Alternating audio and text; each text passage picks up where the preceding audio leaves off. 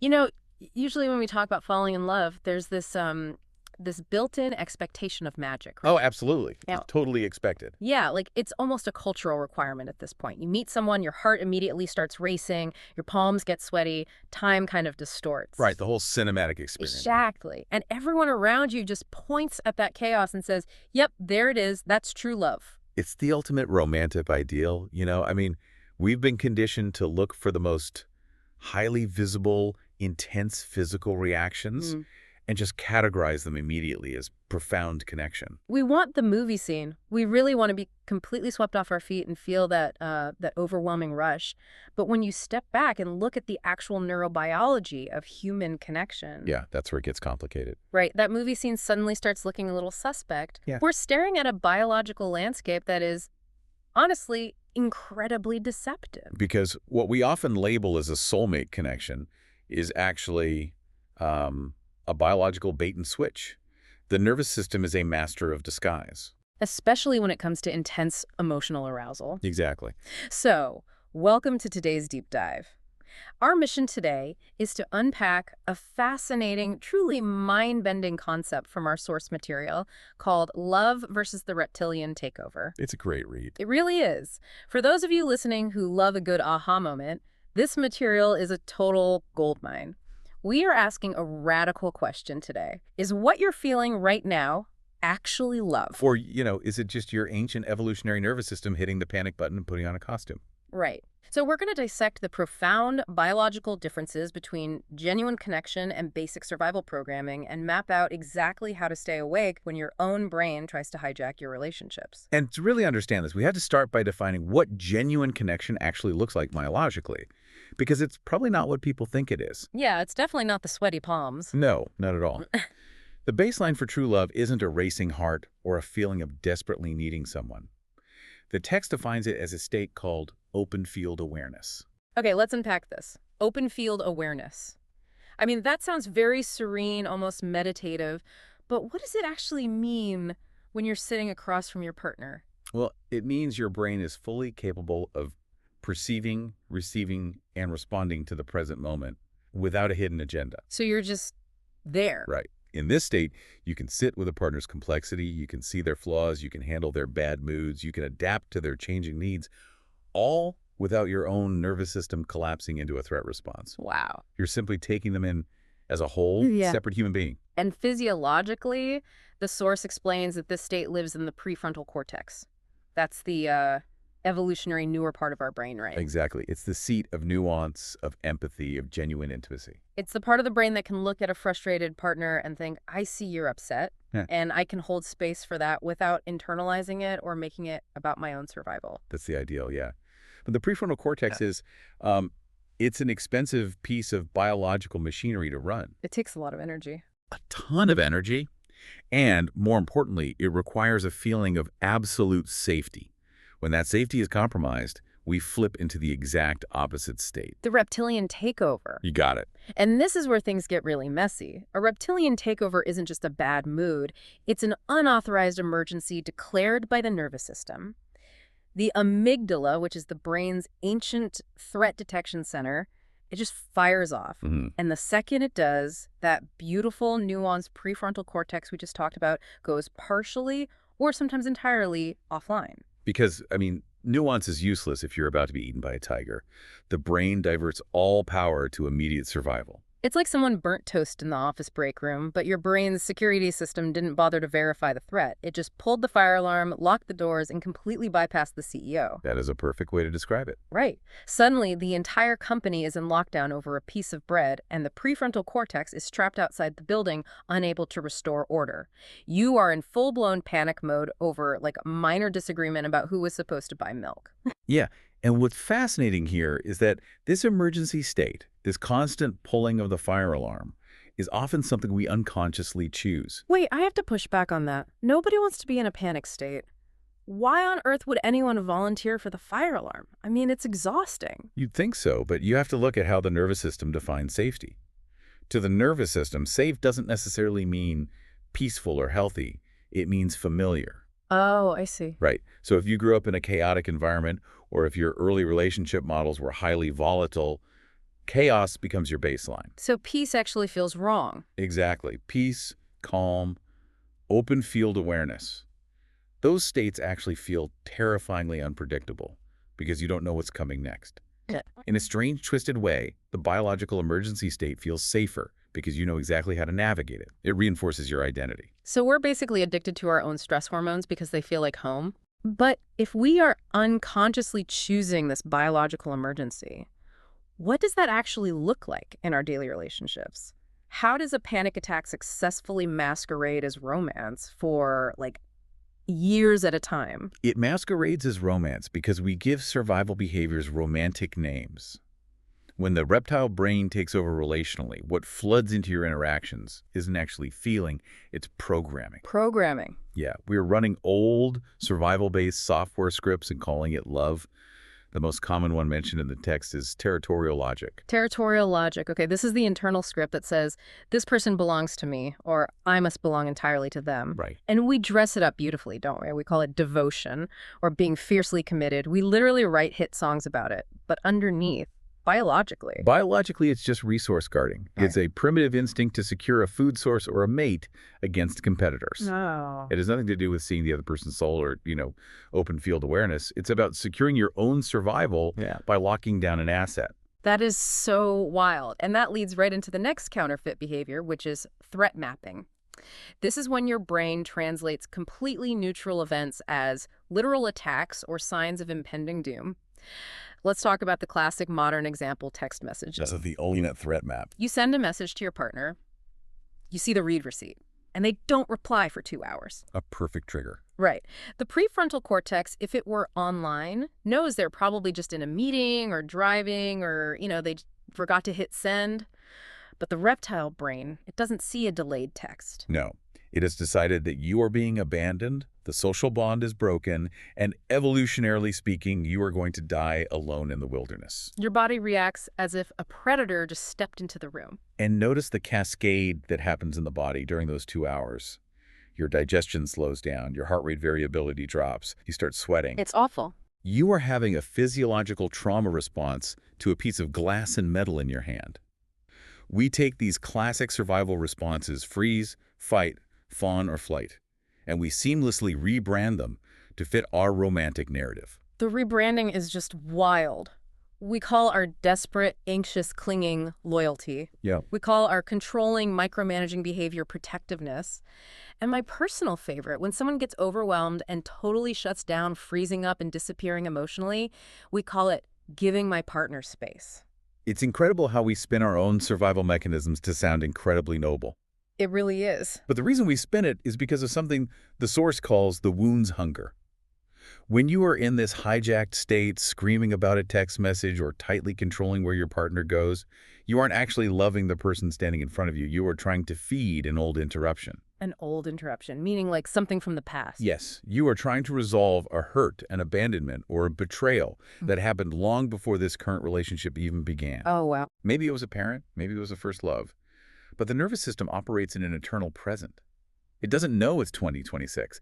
It thinks the original threat is happening right now. So the partner currently standing in your kitchen is just a convenient stand-in for an old ghost. Exactly. But this all sounds so objectively exhausting and toxic. Why do smart, self-aware people constantly fall for it? Why do we mistake this ancient, panicked programming for epic, once-in-a-lifetime romance? We fall for it because the activation is incredibly high. And culturally, we've been taught that high activation equals deep love. Right, the sparks. The physiological arousal of fear and panic, the rush of cortisol, the spike of adrenaline, it feels remarkably similar to excitement and passion in the body. The stakes feel enormous. It feels like life or death, which feels deeply meaningful. You're mistaking the sudden spike of adrenaline for actual emotional depth. The counterfeit is incredibly seductive because it mimics the intensity we've been told to look for. I can't live without them. Well, yeah, your amygdala literally thinks you will die without them, but that's not romance. That's a hostage situation inside your own head. That's a great way to put it. Which brings us to the most practical part of this whole discussion. Once you realize you're hooked on the adrenaline of a counterfeit, once you recognize you are constantly defaulting to the fire alarm, how do you break the cycle? How do we manually reboot the system and get the prefrontal cortex back online? Yeah, so the source provides specific, actionable tools to literally dissolve the grip of the reptile brain. Hmm. And the very first one is somatic awareness. Which makes sense, right? The body always knows first. Always. Before your conscious mind even realizes you're triggered by that delayed text message, your jaw's locked, your chest is tight, and your breathing has become incredibly shallow. It's the first place you can intervene because the reptile brain operates purely on physical sensation and reaction. It doesn't speak English. It speaks heart rate and muscle tension. So logic doesn't work. Right. If you try to logic your way out of a panic attack by telling yourself they're just busy at work, it often doesn't work because the prefrontal cortex is locked out. But if you can notice the jaw tension and consciously relax it, You're hacking the system. You are sending a reverse signal up the vagus nerve to the brain. The vagus nerve is like a two-way superhighway between the body and the brain. If you consciously slow your exhale and drop your shoulders, the vagus nerve reports back to headquarters saying, hey, the muscles are relaxed and the breathing is slow. Actually, there is no predator here. We must be safe. exactly, you change the biology to change the mind. Mm-hmm. And that biological shift leads directly to the second intervention, which is the pause. The pause. Yeah, the reptile brain relies entirely on speed. In the wild, speed meant survival. If you waited to carefully analyze whether that rustling shape in the tall grass was a tiger or just the wind, you got eaten. The ones who jumped first and asked questions later survived to pass on their genes. But in a modern relationship, that evolutionary speed is totally destructive. Snapping back an angry response in 0.5 seconds isn't saving your life, it's burning down your relationship. So you have to insert a pause, even just a 2-second pause. You feel the trigger, the heat rises in your chest, and you literally force yourself to wait. 1, 2. 2 seconds doesn't sound like a lot, but when you're activated, 2 seconds feels like an eternity. It feels like an absolute eternity, but that microscopic delay is all the time the prefrontal cortex needs to reboot and re-enter the chat. That 2 seconds allows you to shift from reacting to responding. It allows you to ask, what am I actually reacting to right now? Is it my partner or is it an old ghost? Yeah. And what does this current moment actually require of me? Here's where it gets really interesting. Once you've paused, the text says you move into what is called witnessing without merger. This is all about refusing total identification with the biological reaction. Let me try an analogy here. Go for it. It's like watching a movie of yourself freaking out, instead of being the actor in the scene. The reptile brain desperately wants you to be the actor. It wants you completely absorbed in the drama, feeling every ounce of the outrage, believing every catastrophic thought. It demands it. Right. But your job is to step back, sit in the audience, eat your popcorn, and just watch the reaction happen within your body without letting it grab the steering wheel. I like the movie theater analogy because it highlights the separation. The reptile brain wants full identification because that ensures the survival response is executed flawlessly. If you step back and say, wow, I am noticing a massive amount of rage rising in my chest right now, you are witnessing. You aren't saying, I am enraged. Exactly. You are observing the physical phenomenon of rage passing through your system.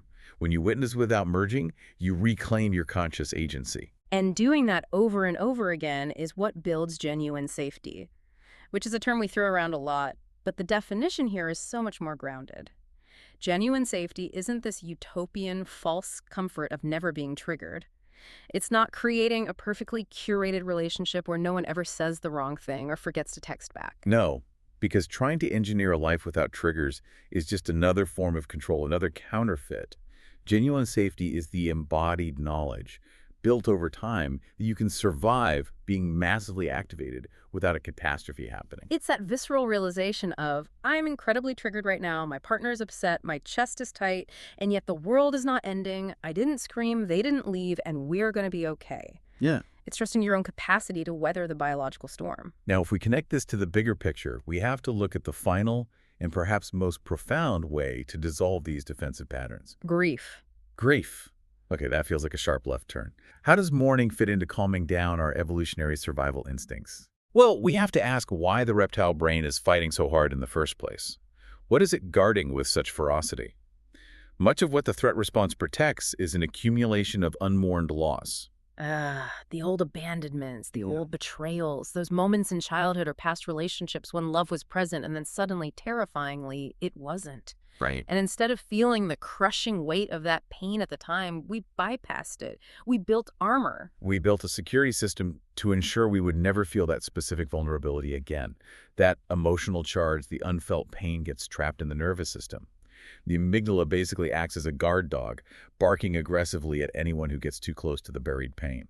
So, when you genuinely mourn those old losses, not wallowing in them or ruminating on a loop, but truly letting the sadness move through your physical body, you are metabolizing that trapped energy. And when the pain is metabolized, the guard dog doesn't have a job anymore. The emotional charge that the reptile brain was so fiercely protecting begins to dissipate. The security system can finally stand down because the treasure it was protecting has been acknowledged and laid to rest. That makes so much sense. Grief, strangely enough, is the ultimate biological solvent for defensive programming. Okay, so if we actively use these solvents, somatic awareness, to relax the jaw, taking that 2-second pause, witnessing the reaction instead of becoming it, building the capacity to sit through the storm, and actually grieving our past, does that mean the ultimate goal of true love is to completely eradicate our animal instincts? Are we aiming to become perfectly stoic, emotionless Zen masters who never get angry or scared? Because that sounds pretty sterile. It would be sterile, and frankly, it would be dangerous. Integration is not suppression. Love is not the absence of the reptile brain. We don't want to lobotomize our survival instincts. Right. The animal self has vital wisdom. It tracks real physical danger in our environments. It knows physical hunger. It drives our fierce protective instincts for our kids. You don't want to lose the part of you that knows how to fight or flee when an actual, literal threat is present in the room. You need the whole system online. Love is a cultivated state where that whole system is coherent. The primitive animal instincts, the deep emotional well, the cognitive brilliance of the prefrontal cortex, they're all sitting around the same table communicating. Working together. Yes, the system isn't fighting itself, and most importantly, it isn't being hijacked by just the most primitive layer. So what does this all mean? It means we aren't firing the security guard, the reptile brain. We just aren't letting them run the entire company anymore. They have a specific job, but they don't get to make the executive decisions about our romantic partnerships or draft our text messages. This raises an important question, though. If we aren't striving for perfectly calm perfection, what is the actual daily practice of love? If unconsciousness is simply letting the reptile run unattended, then real love, the highest, most mature form of it, is simply having the courage to stay awake inside the activation. Staying awake inside the activation, that is a brilliant way to frame it. It means feeling the heat rise in your chest during a disagreement, feeling that ancient, powerful urge to scream or run away or cling desperately, and choosing to stay present anyway. Exact. Choosing to feel your feet on the floor, choosing to breathe, choosing to observe the biological storm rather than becoming the storm. That is the practice. It's not a destination where you suddenly arrive and never feel anxious again. It is the moment-to-moment commitment to maintaining your conscious awareness when the storm hits. It's looking at your partner, feeling your own adrenaline spike, and consciously deciding, I'm going to keep my prefrontal cortex online right now. So for you listening, let's bring this all right down to the ground. The next time you find yourself in an argument or waiting for a text and your heart is pounding and the relational stakes feel like literal life or death, do a quick system check. Check your jaw tension. Take that 2-second pause before you speak. Step back into the audience of your own mind. It changes everything. It really does. And ask yourself, are you currently experiencing open field awareness where you can actually see the messy, beautiful complexity of the person in front of you? Or are you just confusing a massive evolutionary adrenaline spike for emotional depth? And as you take that into your own life, I'll leave you with this final thought to mull over. Yep.